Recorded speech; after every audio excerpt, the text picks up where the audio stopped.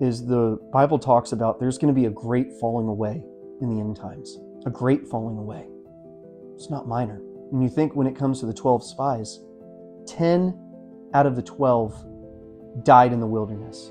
10 out of the 12 lost their faith and didn't make it in the kingdom. That's a scary thought.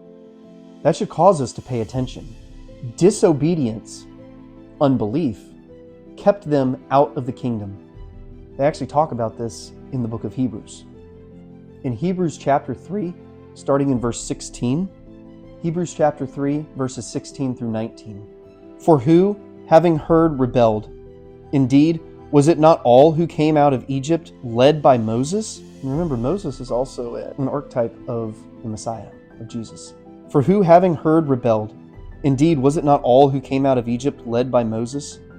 Now with whom was he angry 40 years? Was it not with those who sinned, whose corpses fell in the wilderness? And to whom did he swear that they would not enter his rest, but to those who did not obey? So we see that they could not enter in because of unbelief. Again, unbelief and disobedience are used almost synonymously. Because of disobedience, because of unbelief, they did not make it in the kingdom.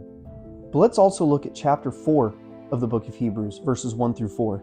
Therefore, since a promise remains of entering his rest, let us fear lest any of you seem to have come short of it.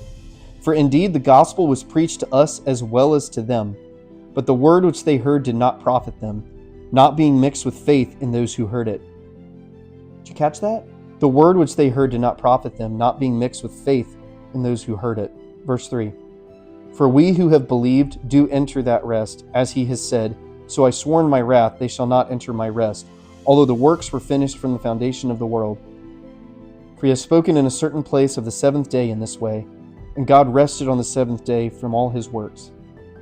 You have to take your obedience. It has to be tied to faith. If you don't believe in Jesus the Messiah, if you don't obey him, you have to have those two witnesses. That's just scripture.